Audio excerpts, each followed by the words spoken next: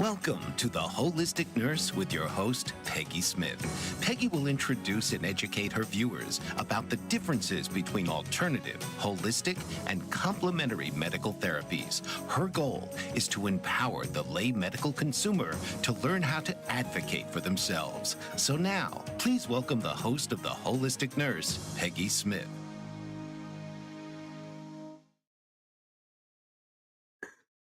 Hi, everybody. Welcome to this week's edition of The Holistic Nurse.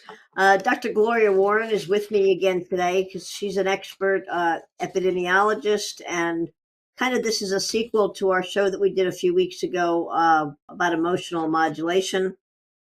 Today we're going to be understanding anger and depression, or trying to, and how generational trauma contributes to some of the emotions that show up that we don't really know. Welcome, Gloria. I'm happy to see you. Well, thank you for having me on. So, everybody knows, almost everybody could benefit from anger management. I know everybody I saw in the traffic this morning, they look like they needed a class in anger management. By the time I was done getting to my location, I could have used one too. Gloria, can you tell us exactly what anger is, and maybe how it affects us it sneaks up on us sometimes, with physiology and the emotional parts of it? Well, anger, it's not necessarily the enemy. It's just how we need to control it in society today. But it's more of the energy, the memory, the message, and shaped by biology and emotions and the unspoken pain of those who came before us. So together, anger links to depression, and it's influenced by family and culture, and how healing this emotion may also heal generations behind and ahead of us, which I do believe. Yeah, I've done a couple shows on past life regression and also future life progression. That was new for me. That was Dr. Bruce Kalowski. But there's that theory that we keep coming back to our lives over and over until we get it right. I don't know if that's exactly what I believe in. I hope, because otherwise I'm never going to leave, probably. But we really don't. I mean, anger has sneaks up on us sometimes. You Mhm. might be in a perfectly happy mood, and maybe there's a commercial that pisses you off, but you don't know why. It's a stupid commercial. You shouldn't have that much energy. And Mm. in a time that we're so busy and we don't have enough energy for what we really need to do, we really can't afford to let anger suck away extra energy. There is no extra energy. Right. Um, It's that stress response that triggers the brain and the endocrine system and the cardiovascular system, our immune systems, all together, all at once. And that little trigger, like you said, watching TV or something, can trigger this whole waterfall effect throughout your whole body. So, not and good. I've noticed that um, some of the cultures that I've worked with across, Mhm. in nursing areas, um, it's anger is kind of not allowed. It's not accepted to express that anger, and and even when you're a toddler and you have a temper tantrum, you don't get rewarded for that temper tantrum. Um, Right. but that's how the 2-year-old expresses it. Uh, and if they haven't learned to express emotions appropriately, you're going to see a 60-year-old man throw a very similar temper tantrum when he can't find, his car keys or something else. He's going to blame everybody else. Where'd you put my keys? Well, they were in your Yeah. pocket last. um, so I think in our society today, where we tend to just blame everybody else, taking responsibility for our health, which is why we promote these holistic things. And there's a lot of the modalities that we've talked on past shows that can help us manage our anger. Yeah. We're introducing this whole topic is probably going to have an extra sequel or two, but our new topic, this is generational trauma. Um, Mhm. Gloria, would you like to explain exactly what that means? And I'll mention after that Um, why it certainly, became a certainly. topic this week. Right, and with generational trauma, though, comes anger, which is very toxic, of course. To me, anger in an epidemiological sense is very not just toxic, but it's contagious. So if you get groups of people and they start getting angry, then the next one gets angry, and then it all rolls downhill, as Billy per se. And Yeah. it's an effect. The amygdala actually will trigger it, and then the next person, the next, and then the body triggers the fight or flight response. Some of these similar things actually happen in your generational trauma, and it's interesting how they coincide in some ways. I mean, it's one of the results in that situation. So generational trauma, which we do know some people that have been dealing with that, especially recently. Um, it it carries anger with it, and it's known as intergenerational or transgenerational trauma. Refers to the emotional, the psychological, and even the biological transmission of stress. And yes, I did say that, biological transmission of distress, pain, and maladaptive coping patterns from one generation to the next. Our brains can be very much wired the same as our descendant. We're the descendants of our parents, and the wiring of our brains can be similar, not just the way you were raised, but it's also can be passed on. And when you deal with generational stress, it does deal with learned behaviors, parenting styles, emotional modeling, epigenetic changes, in other words, alterations in how genes express stress hormones without changing the DNA itself. So that is an impact on the way we act out in accordance to the way our parents may have acted out. It doesn't mean we must act out that way. We may have been brought up differently and maybe learn to curb that trauma and stress. However, I think it's hard on people if they find out that they're not like a member of the family when they're an adult. It didn't give them time to grow up with this idea. And I think that really causes a trauma on the human psyche, as well as not just the emotional trauma, but the physiological trauma.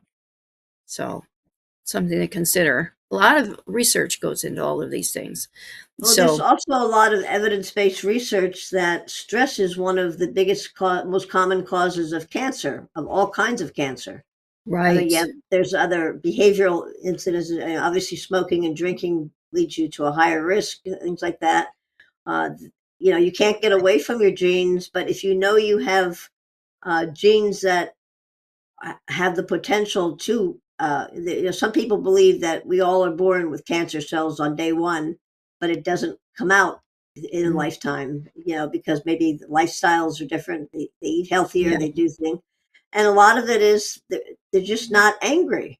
When you think of a metastasizing cancer cell, in my mind, and when I was dealing with cancer myself, it felt like the cancer cells were a little angry Pac-Man, running around my body. And when Hmm. I took a shower, and a lot of cancer patients do this. We use a lot of creative visualization. I would just envision all the cancer cells going down the drain in the water. Oh, Um, wow. and and I thought that was just my own secret tool. And I mentioned that to a patient a few Mm. years ago, and she said, "Oh, I do the same thing." She said, "I was afraid to tell anybody; they think I was crazy." Oh, it's an ancient practice, actually.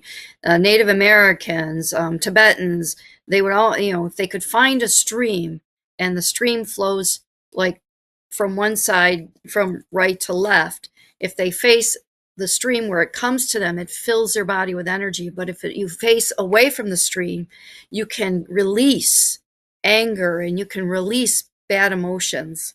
So, the trauma, though, does leave a biological footprint. It alters the genes and the stress responses. And things like water has a big part in helping to release those stress responses. I mean, it's more a common problem than people realize. So, one thing about the epigenetics of the trauma is, like a grandparent's fear of silence can be the same fear in a grandchild's nervous system. It's embedded. But when we talk about generational trauma and epigenetics, we also need to mention, whatever is in your genetics does not mean you're going to have that problem. Like, let's say I have a friend and he has Alzheimer's in both sides of his genes, in his mother's and his father's. That doesn't mean he's going to get Alzheimer's. You have to have a trigger. And when it comes to uh, this situation, the trigger could be just finding out that you didn't belong in this one family, but now you belong in this other family. And that can be a trigger. So whatever is in the genes has more of a capability of coming out in that person. If it's cancer in both sides or in one of the parents, more of a trigger towards the person getting cancer that just found out. So it's the anxiety and the stress. It all affects the human body. Oh, a little bit of, I guess, self-disclosure here. When I was in college, I was adopted as an older child, first of all. And so I always knew I was adopted, and I, was taken care of appropriately in the adopted family and everything. They were kind of old country European fashion ideas. So for me to search for my origins was not a real popular idea with my adopted parents. But there was a point, we with our information age now, information is out there, and ancestry.com has really put it out in the spotlight. Um, and what I found though, when I was newly married and I had issues where I wasn't carrying babies to term, they were being born, stillborn, not knowing my medical history became very, very important. Mm-hmm. And for a time period, it just consumed everything because I felt that I was somehow defective. Then you feel inadequate. You're angry even though you don't identify it as angry. Um, there's just so many emotions that come up with that. And eventually, I guess in my middle 30s, I did meet my birth mother. Um, and I wasn't real impressed. It didn't answer the questions I thought Mm-hmm. I always had. I wasn't satisfied, didn't get that sense of completion that now I know where I belong because I was, God, gosh, I don't want to belong there, if I had a choice.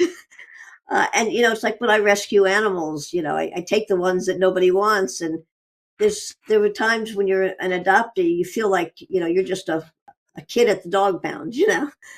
Um, but it is important that you know your medical background so that if maybe your lifestyle is not the healthiest habits, there's so many things you can do. And you mentioned water again. Water keeps coming up in every one of our shows. It's the world's cheapest medication.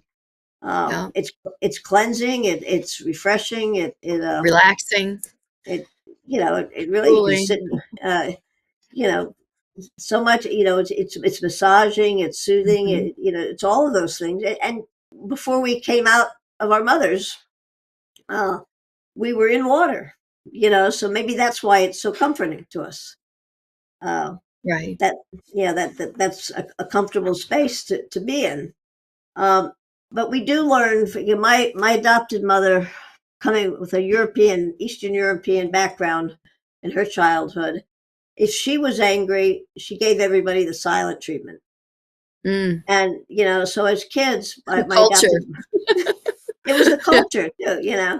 and very much in that culture, I think the women are in charge. Mm-hmm. And I think we're going to pick that up on the other side of the break. That could get complicated. We'll be right back. What if there were a super tiny device that could diagnose the brain and is smaller than a single human hair? What if you could see inside the brain to help an epilepsy patient during surgery or to help the fight against Parkinson's disease? Dr. Patricia Broderick is proud to announce the Broderick Probe, a biomedical and electronic breakthrough. Imagine a probe to help with the understanding and potential cure of brain-related diseases. To learn more, listen live to the Easy Sense radio show with host Dr. Broderick. And to help support the Broderick Foundation, please go to EasySense.com and learn how, with your help, we can fight these horrific brain disorders. That's EasySense.com to learn more and help support the Broderick Foundation.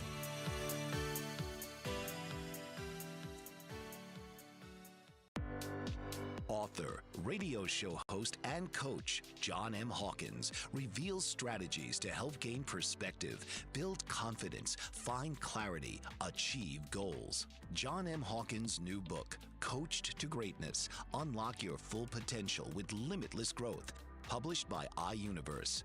Hawkins reveals strategies to help readers accomplish more. He believes the book can coach them to greatness.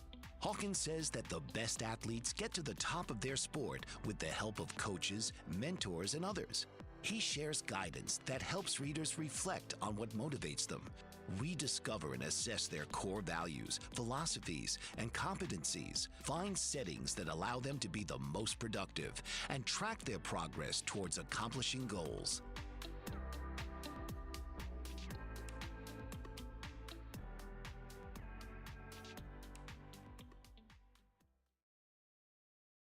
Hi, everybody. Welcome back to the Holistic Nurse with Peggy Smith and Dr. Gloria Warren. We're discussing today how anger and depression and the topic of the concept of generational trauma. Psychologists have said for years that anger sometimes, or depression rather, is repressed anger, because in society we've learned to repress it. And it's kind of like, you can keep it in a box for so long, but it's going to explode. The water boils over at some point if you don't learn how to manage it. So as you already said, Gloria, it's a physiological and emotional response. When we look at the spectrum of emotions and feelings, in healthcare, pain is like the fifth vital sign, because it's a sign that something might be going on that's not normal in your body. We're not supposed to, unless you're from certain cultures where they believe that suffering is extra days on the holy cards or something. I forgot the term they use, but purgatory. There's some cultures that feel that it's honorable to suffer, and so you're very stoic Or to about that. yelling, even like my Italian side of my family, they were always, well, not all of them, but there were some select few that were always screaming and yelling and cussing, and it was just sad. But in that culture, I hooked up with one of my relatives, and he was doing that a lot. Every now and then, he just go on ramp. He goes, "What? You're Italian? What do you want?" And I'm like, "Thank God I'm not." You're It's not not. Italian. Yeah, it Yeah. is. Yeah, but when families glorify the rage, it just breeds cycle of fear and control. And me growing up in that environment, it was a cycle of fear and control over me, especially. So I was very. It was just a sad situation, and then I went on and ended up with somebody like that too, because that's all I knew as a child. And it makes you realize this is not what life's about, and it causes depression and fatigue and autoimmune patterns in people. And trust me, I had my share of that. But Well, I, when you're looking at those patterns, and it's not yeah, just with the anger, if you came from an abusive childhood, as much as it's wrong and it's not healthy, we tend to repeat history, and that's part of I think the motif of the generational trauma, and you're not even doing it consciously. Uh, you could even be inside your mother's womb, not born yet, and you hear your grandmothers, yelling at your mother because they didn't like the father of the baby or we're already something. being conditioned. Yeah, and uh, The and we know imprinting. it. Imprinting, that's right, because we know with my first child, I was reading the books about how to make them a genius, and I've read all kinds of. I was a scientist myself, but I was reading scientific journals and doing high math problems and all these things. My first child is an aerospace engineer. 18 months later, I didn't have as much energy to focus on the sciences, and I thought, well, we got to balance the family. I'd like a musician, and I played all kinds of different types of music. That child was playing the piano by the time he was 2. He is very gifted. He owns his own entertainment company. Um, Wow. and, it's part of me didn't want to believe that was really, that I had that Hmm. much power to influence that. But a lot of subtle things influence the way we grow up. Hmm. With my mother's silent treatment, from a child's perspective, you feel like you're not good enough, and you didn't, and I was kind of oppositional defiant, so I would go out of my way to make her talk when she didn't want to talk. Yeah, that didn't always have a good outcome. Uh, but you learn how to push buttons, and that's not healthy because you don't Right. feel good about it, and it doesn't fix the situation. And really, I don't think many generations learn to communicate on the level that we need to survive in a high level society.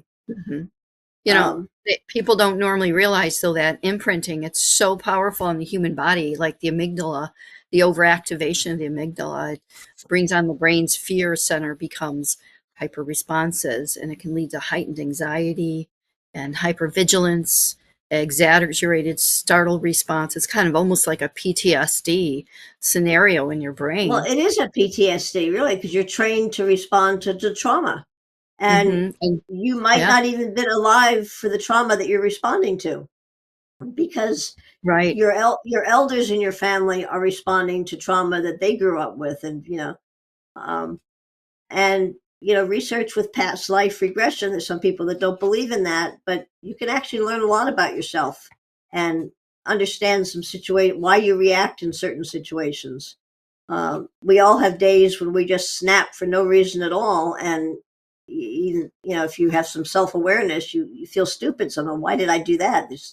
In your feelings, I think with anger especially, your emotions are out of proportion to the actual situation that you're in because it's just been building up and building up.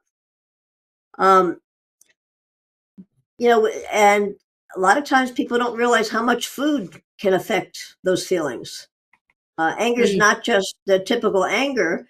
Maybe you have a high carb meal with lots of sweets that your body really doesn't need or can't tolerate for other physical reasons. About 2 hours after you eat, you're depressed, you're sluggish, you can't, the food has an effect on you. And I've had doctors say, well, the food didn't go through you that fast. It's not physiological possible. But if you have Crohn's disease, things like that, you know, yeah, that's an autoimmune disease that is very susceptible to all of the internal triggers and physiological triggers that right. can be controlled. With our holistic work, there's things that we do, the meditation we've talked about, the mindfulness. If you learn to be mindful, not just of what you're eating, what's going on around you, what's going on inside you, that ask inside that we've talked about before, when you're looking for an answer about yourself.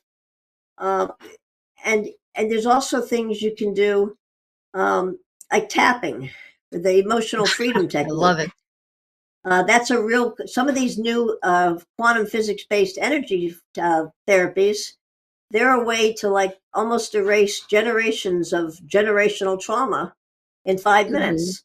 And maybe you have to do it every hour for a while to get a lasting effect, or as often as you need to.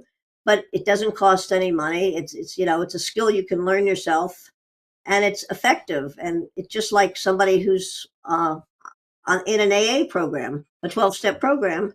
It's one day at a time. So just because you cleared everything one day, you figure, you're human. You're not ever going to be not angry the rest of your life. It's just not possible. And Right. just like pain is actually good, it's helpful for the doctor to know where there's pain. It tells you that you're human. Um, because if you weren't human, you wouldn't feel pain, um, especially with the emotional pain. But it's all part of the universe. And if we look at lessons we learned from our animals, our pets, uh, I don't really see my animals get angry. I see them get scared and they act out when they're scared. I see them stressed if they're having pain, but you can learn a lot about human behavior if you watch your dog and cat. um, Yeah. y- Yeah. There's a and lot of different therapies, though, for all of these. You started to touch base on it, like cognitive behavioral therapies. And there's clinical evidence on that for anger management. Dialect behavioral therapy combines mindfulness and emotional regulation. The hippocampus is actually shrinks when you go through all of these things and anger. And when it shrinks, that means that you're having a harder time. You don't bounce back from this anxiety and hypervigilance really fast. Normally, it takes way much longer. So you need some types of therapy sometimes, and I think everybody can benefit from these type of therapies because it encourages stress tolerance, and we definitely could use emotional balancing. There's also acceptance and commitment therapy, which teaches acceptance, emotional rather than suppression, encourages value driven actions. Somatic, like you were talking, tapping, somatic, and body based therapies. I used to teach a lot of the tapping. Like if I'm driving in the car late at night, I tap my head and it wake up my brain. No, it's not for everybody out there. I used to do a lot of long distance driving, like 1,200 miles a day, and then be like this, but there's other things that work better, like stopping the car and sleeping for that. But, you can do sensor motorcycle therapy, integrating movement, posture, breath work. Breath work is amazing. I've used it with many people. Deep breathing and releasing. It's kind of like that water thing, with the Right. stream. You can also use the air to breathe it in and breathe it out, and let all the darkness come out of you and all the dark thoughts come out of you, and do chakra breathing so you can manipulate the thoughts here coming back and forth, and then back and forth, and then back and forth, and the inside and outside can clear out that darkness to get rid of it. So a lot of holistic therapies to consider. I mean, there's so much out there, and you might as well have fun with it. Well, not just a matter of fun. Nobody's going to take care of you as well as you can take care of yourself. But a lot of us don't want to admit that, and everybody wants to be cared for and taken care of. Or I won't Right. say everybody. We can't make that, but because I'm thinking of myself, even I was one of those. I'm not human. I don't need any of those things when I was a kid. Yeah. But one of the things that we've talked about in other shows is just learning compassion for yourself and loving and accepting yourself, and Yes. learning. Colin, is it Colin Tippett? I think he wrote the book Radical Forgiveness. It's an excellent book that has worksheets to go by, uh, exercises for you to do so that you can learn. But if you need to change your negative energy really quickly, one of the things you can start with is just it's like a 4-line phrase, where you customize it for yourself, and as you're saying it, you rub the neural lymphatics, which are right above your nipple area, and you usually say, it's got to be something that specific. You make it up. It's not something you're going to find in a book, but the same format pretty much. And you start off with, I deeply and completely love and accept myself, honor and respect myself, and forgive myself for whatever the issue is. If you think it's wrong to be angry, then forgive yourself for having anger and letting it interfere with your life. And as you're Yeah. saying that, you rub the neural lymphatics like that, and it changes your energy. It kind of clears some of the chakra stuff, because just like when you get a massage, you have to drink a lot of water to get all the toxins out. By rubbing the lymphatics, you're unblocking some of the areas, and and that's something that takes 2 minutes. You can put it on your phone to remember the words if you're going to forget, and it can apply. Maybe you Yeah. said something stupid at work and you're embarrassed. Well, instead of getting all upset and beating yourself up, take 2 minutes to do that. So just that I deeply and completely love and accept myself, and honor and respect myself, and I forgive myself for putting my foot in my mouth at work. It was kind of a dumb thing, and there's nothing wrong with apologizing and saying, I didn't mean to say that, I'm sorry. I don't think we apologize to other people and to ourselves as often as would be I healthy for us. fully agree. I fully agree. You were getting into, trying to forgive yourself and forgiveness, and then we can help forgive other people in our family, especially with generational trauma. You can retell and recreate the stories of what you remember that was negative in your life, and then you take that story and you retell it in a different mannerism, of which you're showing empowerment rather than victimization. Like, I'll give you an example. Like, when I was younger, there was nobody around. I was a latchkey kid. TV set was, thank God I had a TV set. TV set was my babysitter, and that's all there's to it. So I always felt, oh my gosh, why is it from the time I was like 4 or 5 years old. I mean, nobody was there. They didn't care about me, and I was felt very victimized. But then when I retelling the story, I'm like, oh yeah, I remember my brother George coming and making us pancakes with the real gooey center, and he showed us how to make pancakes, and he showed me how to do this and that, and then he brought his snake, and I got to take care of it, and you know, there was so much joy in my childhood too that I just didn't realize it at all. And not only the joy that was there, it made me realize that if I was not so isolated, I would not be the independent person I am today. So really helped me, that is for And I sure. think before we come back from the break, we just, without realizing it, brought up the subject of gratitude. It comes up in many of our shows. Gratitude, yes. Need Need we'll to be touch right base back on that. after a break. Yes, 'cause that's an important part of loving yourself.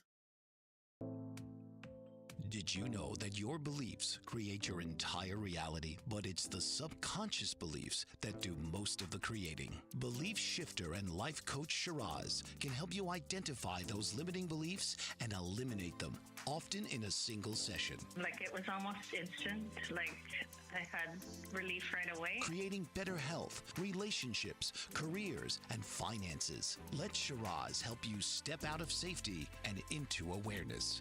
Definitely something's happening. It's like a flow inside. You know, it feels good. Whether in person or online, Shiraz provides personal coaching, belief shifting. Visit Shiraz at energeticmagic.com or call 416-529-7429. Energetic Magic. Find your greater happiness. Be well. Be aware. Be magical.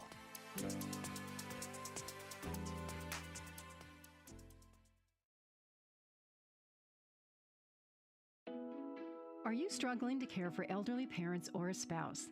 Do you wonder if being a caregiver is making you sick? Are you worried about taking time off work to care for elderly parents and balance work, life, and caregiving? Has caregiving become exhausting and emotionally draining? Are you an aging adult who wants to remain independent, but you're not sure how? I'm Pamela D. Wilson. Join me for the Caring Generation radio show for caregivers and aging adults, Wednesday evenings, 6 Pacific, 7 Mountain, 8 Central, and 9 Eastern, where I answer these questions and share tips for managing stress, family relationships, health, well-being, and more. Podcasts and transcripts of The Caring Generation are on my website, PamelaDWilson.com, plus my caregiving library, online caregiver support programs, and programs for corporations interested in supporting working caregivers. Help, hope, and support for caregivers is here on The Caring Generation and PamelaDWilson.com. Welcome back to this week's Holistic Nurse with Dr. Gloria and Peggy Smith. We're talking about generational trauma, which is a pretty involved topic. We're not going to be able to cover everything today, but right before the break, we mentioned gratitude again.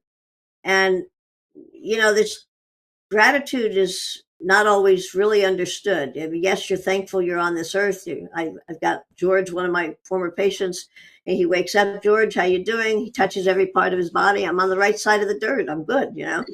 And so you're grateful to be alive. And you know, my motto on Facebook has always been life is a series of learning experiences. I'm grateful for those learning experiences. Some of them were painful, some of them were stupid, but it got me to a better place usually. If you can learn, you know, you feel empowered, like you said, when you learn from your mistakes. And we're going to make mistakes. That's not a negative part of being human. It's just part of being human. Yeah. What would you like to say next, Gloria? Well, I wanted to just mention, you know, if you don't know if you need extra assistance to try and calm your anger, you know, because generational trauma can bring on so much anger sometimes, as well as any other thing in your life. You know, some people, they get out and they pull somebody out of another car if they got cut off by them or something. I mean, come on, that's quite excessive. You need to admit that. However, you know, there's other mild somatic manifestations of anger that you should try to recognize, like chronic fatigue. I've even gone through that, or restlessness, sleep disturbances. You keep waking up through the night, or you have a lot of nightmares, perhaps. Cold hands and feet. I mean, this is one that can be very common. I'm not familiar with that. That's a sign of anger? Yes, it is. It's a sign of anger as well as irregular heart rhythm and shortness of breath. In children, the fidgetiness and hyperactivity, and I was definitely a hyperactive child. So I guess maybe I had some underlying anger growing up, because maybe my id, supposedly my inner self, knew something wasn't right, and it was making me angry, and I just didn't realize it, even though I was a very calm, mild, meek child on the outside. On the inside, I had a lot of emotional dysregulation situations there. So unfortunately, though, those minor types of effects can bring on a lot of hormonal effects. So there are psychologically, the cortisol and the adrenaline, they're all extra stressed. Blunted cortisol awakening response in some, it's a sign of adrenal exhaustion. That's one of my problems, adrenal exhaustion. So it's driving my immunity down continually. So I need to keep those things in mind. I'm doing deep breathing and things like that. The thyroid and reproductive and insulin hormones are also disrupted by anger. So you may not even realize you're angry, but if you can see some of these somatic type of responses, maybe that's something to look into. So it can also, lead to fertility challenges and thyroid imbalances, menstrual irregularities, heightened inflammation markers, immune system and inflammation, and increased inflammatory cytokines, and reduced antiviral and cellular immunity. Yeah, all the way down to the cellular immunity we're talking here. So it's not just deep set in your mind, it's deep set in every cell of your body. So you're more susceptible to just about anything. And that's really a concern. It should be And a concern with everyone. there's some people that I've noticed have sort of a fatalistic attitude, like, oh well, my mom and dad were diabetics, or my they had an anger problem. I'm going to have an anger problem. It's just in the genes. They're alcoholics, so I'm going to be an alcoholic. Mm. That's not a given. You have control over the roads that you choose in your path. As an adult, you have choices to make, and you have things that you need to do with your life to make things different. So all that stuff doesn't keep rolling downhill, if you know what I mean. And I found, when one of my kids was 18, I was told, I didn't grow up in Leave It to Beaver's family. And, I bit my tongue and I very calmly said, well, I'm glad you're 18 now and you can correct all those horrible things your parents did to you, like the sports teams and the music lessons and dance lessons, all these karate classes that, we made a Yeah, you need to sacrifice. think it's good And too. I said, I can't wait until you're a parent. I'm going to enjoy watching that. I'm sure you'll be an excellent parent. But by the way, nobody lived in Leave It to Beaver's family. Uh, Mhm. and I think when TV first started, they had so many of those sitcoms. We all were wishing we were, in the oh, what's the one, the Brady Bunch, or the Leaves the Beaver's family, or Fonzie's Late Neighborhood, and it's like now we compare ourselves. The kids compare themselves on Facebook or on other social media. They think that they're defective if they're not posting themselves half naked, in the bathroom mirror. I don't understand the selfie. I mean, that's how you show my age. I don't understand taking a selfie in front of a mirror.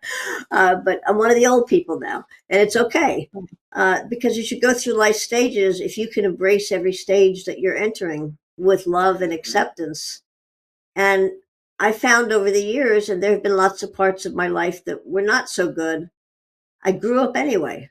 And, and I'm grateful that I survived, and maybe some of my college friends didn't because they made bad choices, things like that. But you're going to grow up anyway. You're going to live your life until your number's called. And Mhm. and you have full control over what you can do, and nobody likes to feel bad. Um, Yeah. this As an general. adult, take control I thought and do because I something had about met it. my mother in my 30s, I thought I had all the answers, and my biggest concern at that time was medical issues because of the stillborns I was having. Yeah. Um, but with the advent of, and I've talked to some adoptees recently, well, I'm not going to get the DNA test. It doesn't matter at Mhm. this stage who I am. Uh, I've just recently met a whole bunch of new relatives that I didn't have, and it's kind of cool.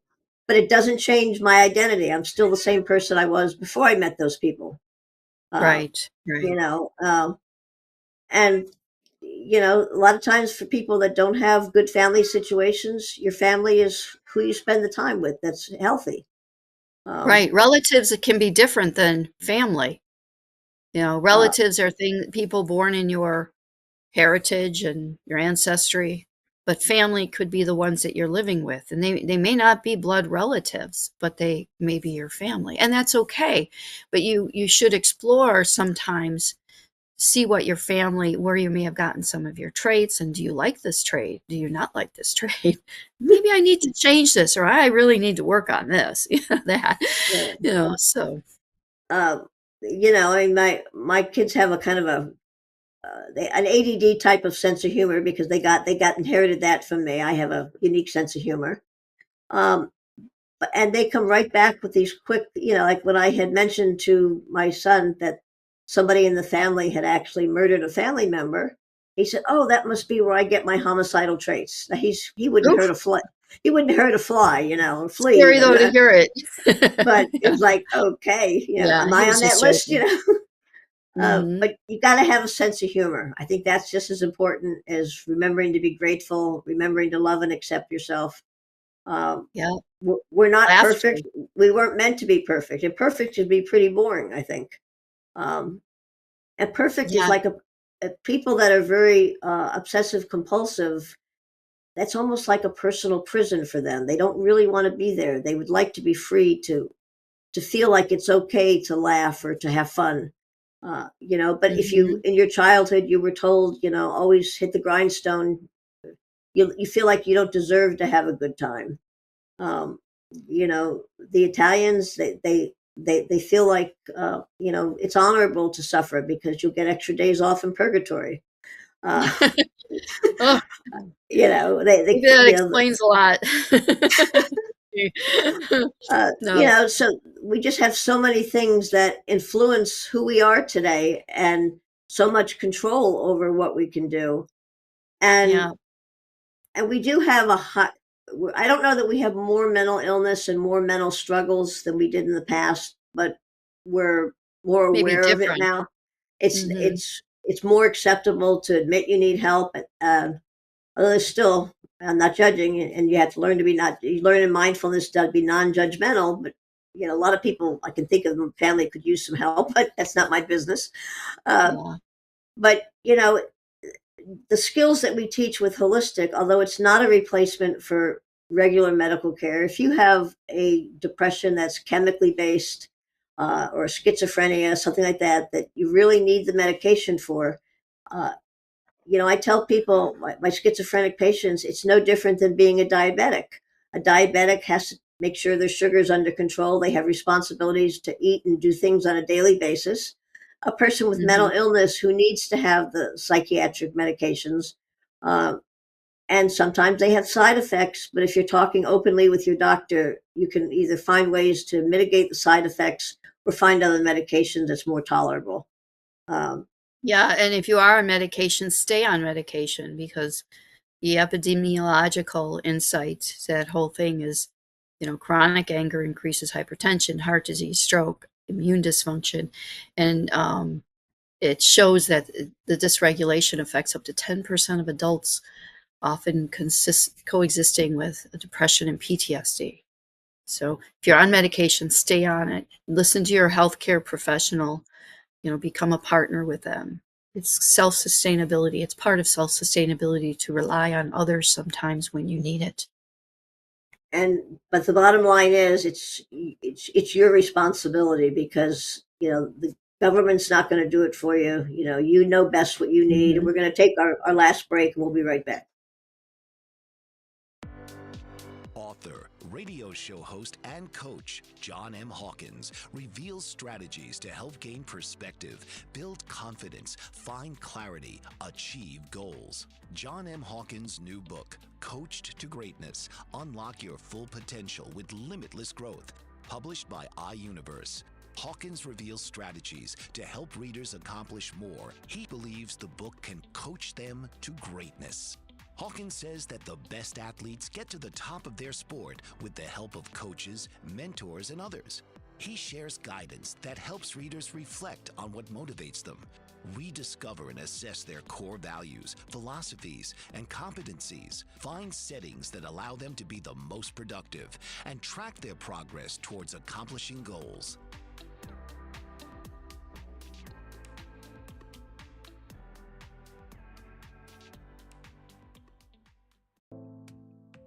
Did you know that your beliefs create your entire reality, but it's the subconscious beliefs that do most of the creating? Belief shifter and life coach Shiraz can help you identify those limiting beliefs and eliminate them, often in a single session. Like it was almost instant, like I had relief right away. Creating better health, relationships, careers, and finances. Let Shiraz help you step out of safety and into awareness. Definitely something's happening.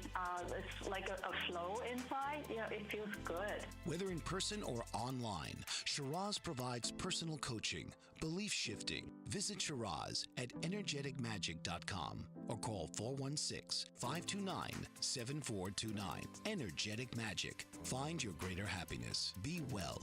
Be aware. Be magical.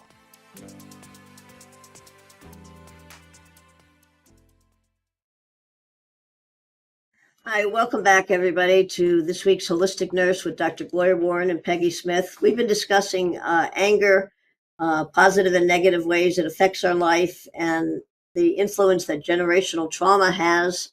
I want to stress, especially because we're, at least in our country, we're dealing with some insurance challenges possibly coming up. You don't really know what those challenges are until the final stuff is done, but never just assume that you can't get help because you don't think you have the right insurance. There's always ways to get help. And there's always resources out there. So if somebody's struggling and maybe not suicidal, but really having a hard time, you've lost your job, you don't have food, you can call the 988 number too, and they can put you in touch with local resources. Gloria, would you like to say anything and then close our show with your reflection? Sure. Everyone needs to remember anger is one of the most physiological activating emotions in the human spectrum. Full body stress response that engages the brain, endocrine, cardiovascular, and immunity systems simultaneously all at once.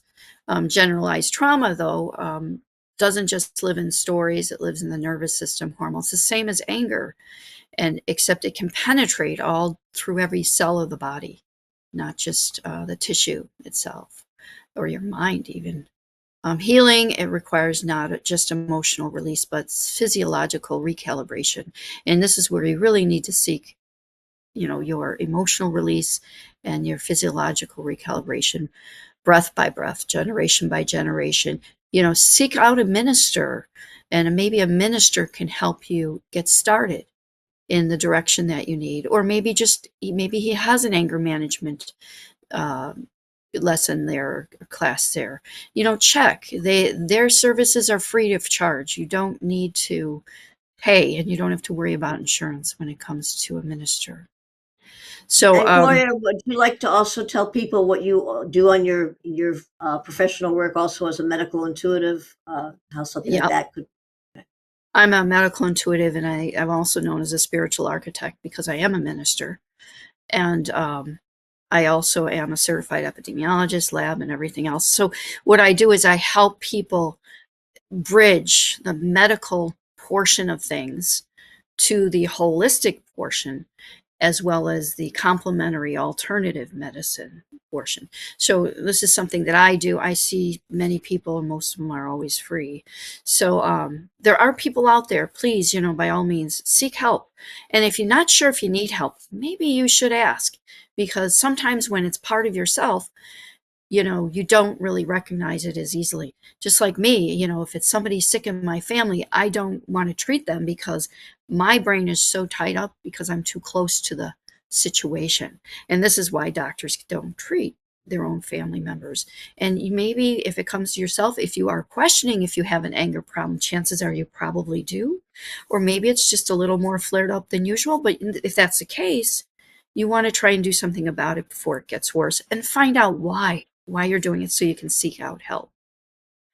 I think So, I'd also like to interject here. If you're in a toxic relationship, oh, it's not always your fault, but you tend to mhm, assume that it is.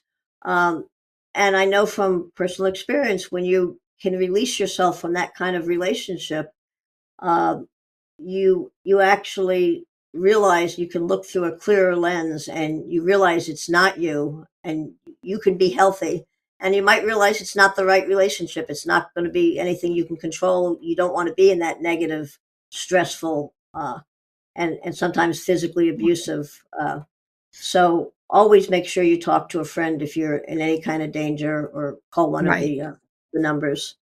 Um, Sometimes it's not best to confront them with just yourself. Maybe it's best to confront them in a public environment, maybe with somebody else there that you know.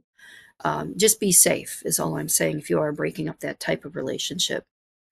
well, many times domestic abuse is anger that's out of control. Whether Hmm. it's yours or your partner's. Um, and it's not always a male partner abusing a female. Females can be just as abusive, or whatever your family dynamic is. But there's help out there, even with the insurance struggles that we're looking at right Right, now. And we're not going to live maybe happily ever after like the fairy tale, because that's like Leave It to Beaver's family. But we can certainly mm, be healthier, and feel just more whole. right. Would you like to close with your Certainly. take? So, anger, I just a little remembrance for the audience. Anger is the fire that forges awareness. Depression is the ash that remains when the fire burns inward. So, when we honor both the flame and the ash, we reclaim balance. And balance is really important in this situation. May you find peace in your breath, forgiveness in your lineage, and strength in your softness. I'm Dr. Warren. This has been The Holistic Nurse with Peggy Smith. Until next time, breathe, release, remember, you are not just healing yourself, you are healing generations before you. Thank you, Gloria. It's been a pleasure having you this week. Lots of Thank good you. information, and we will be covering more on this topic and similar. So if anybody has requests for specific topics, please reach out to either of us. Mm-hmm. And everybody have a good week. Gloria's show is on Wednesdays at uh, 1 o'clock your time, or 2 2 o'clock, p.m. Eastern. 2 p.m. Eastern time. And Yep. I'm here every Thursday at 1 p.m. Eastern. Um, Yeah. so everybody have a good, healthy week, and love yourself and forgive yourself. Just embrace yourself, because you're a miracle on this planet. This has been The Holistic Nurse with host Peggy Smith. Tune in each week, where you're encouraged to send in questions and receive private responses and suggestions if appropriate. Thursdays, 1 p.m. Eastern.